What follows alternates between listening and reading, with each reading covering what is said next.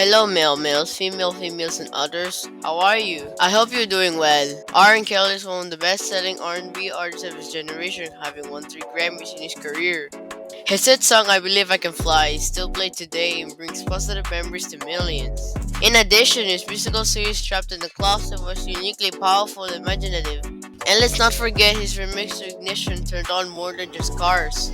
However, ever since the 1990s, he was accused of sexually abusing young girls. He actually got indicted in 2002 charged for pornography charges but was acquitted in the 2008 trial. That all changed in 2019 though when a documentary called Surviving R. Kelly caused the case to be reopened. He was eventually convicted and in Chicago but is awaiting sentencing. In New York, he was also convicted and sentenced to 30 years for racketeering and trafficking. This is the disastrous rise and fall of R. Kelly.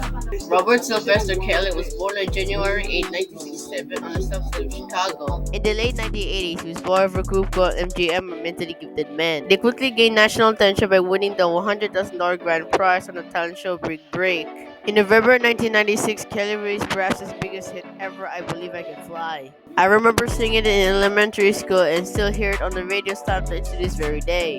Interestingly, it was originally released for the Space Jam soundtrack. It is truly iconic and definitely cemented its place in history. The single actually earned Kelly 3 Grammys and made him a breakout star. Unfortunately, it wasn't long before Robert ran into trouble. In 1996, a woman named Tiffany Hawkins sued him for emotional distress. The case was later settled for $250,000. In 1997, Kelly signed with the Atlantic City Seagulls, a professional basketball team in the USBL. According to some sources, he was a skilled basketball player, but he only managed to average 12.2 points per game with his team. Meanwhile, others claimed playing with him was a weird experience because he was the only one that shot the ball.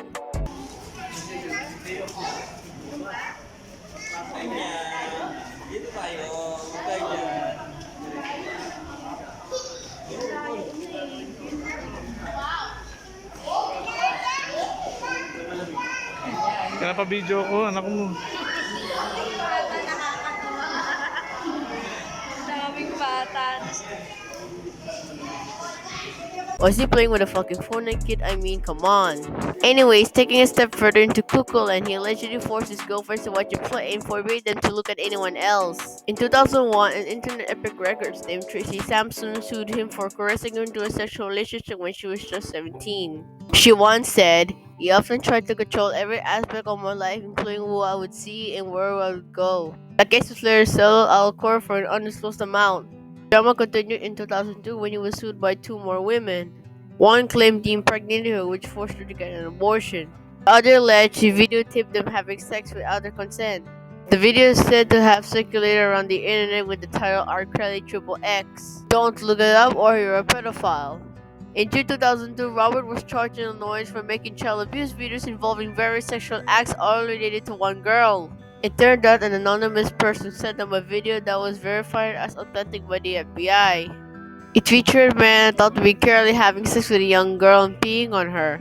Kelly denied being the man in the video and the trial was pushed back for 6 entire years.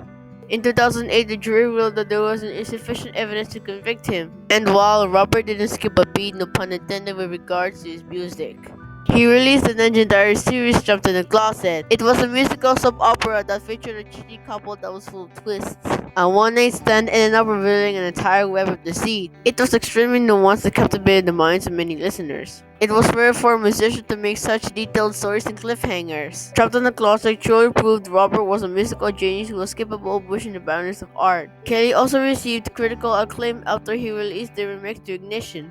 I mean, it was hot and fresh out the kitchen.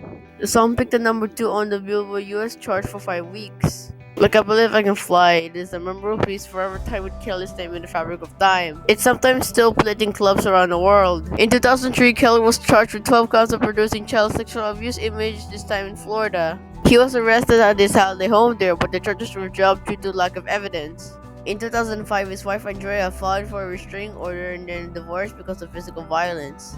Fast forward over a decade to 2017, throughout which he continued performing as if nothing had happened. Accusations still continue to pile up, though, ranging from operating a sex cult to intentionally giving a woman herpes. His response to everything was best captured with the lyrics "Only God Can Mute Me" from his 2018 song "I Admit I Did It Part 2. Kelly even went so far as to say it was too late to be accused of sex crimes because his music was already injected into the world.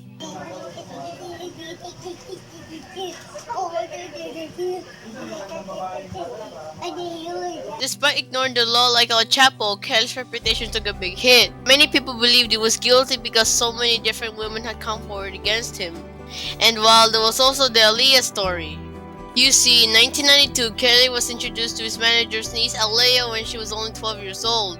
The rumor was the two got secretly married when she was 15 because Kelly thought he impregnated her. Apparently, he faked their age in order to get the license. Their marriage was annulled in 1995 though. Despite the ghost of Aaliyah denied everything and even said she wasn't married. Hey Nanay, how you doing? Nanay, how you doing? Okay.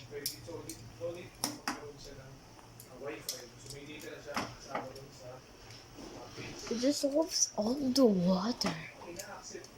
It dissolving the water. Does it dissolve the water? The young girl did call him her best friend though as he grinned, suggesting something deeper.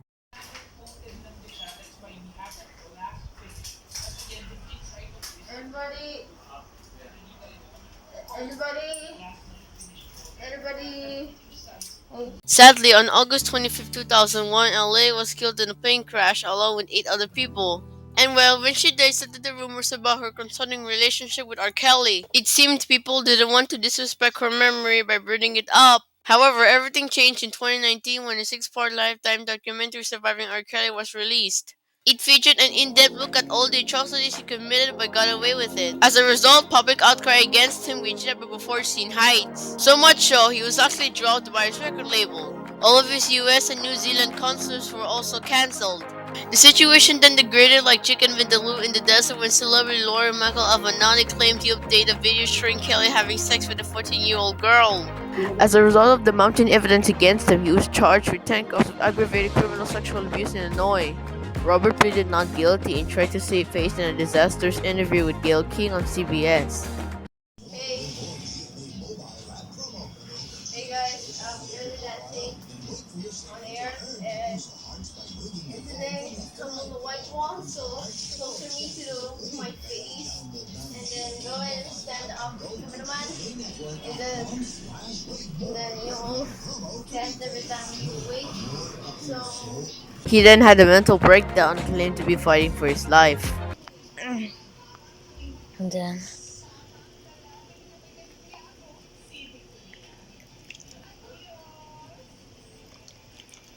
that's absolutely fantastic. And then I'm gonna put in this thing over here and just gonna match it up and then close the lid. The interview was memed across the internet and things only got worse for Kelly when 11 more charges were added. He was later convicted and his sentencing is scheduled for February 2023. And while the state of New York also jumped in on the action, they charged her with human trafficking and racketeering because he allegedly bribed an official to get a fake ID for an underage girl.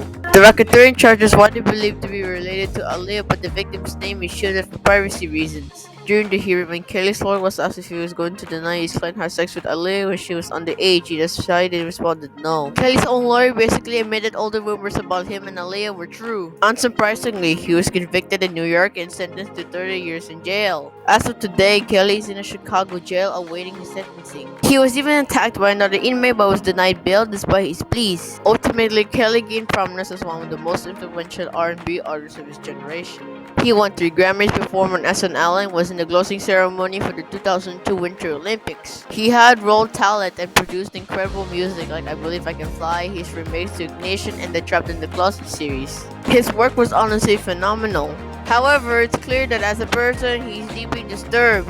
He was accused of abuse by nearly as many women as Cosby was. It's shocking that he got away with so much for so long. Robert abused pretty much every single girl he met his entire life. For Krishna's sake, he was alleged to have married a 15-year-old Aaliyah because he thought she was pregnant. The fact he engaged in multiple sexual relationships with underage girls and recorded some of them was truly disgusting. I sincerely hope all the victims and their families get the justice they deserve.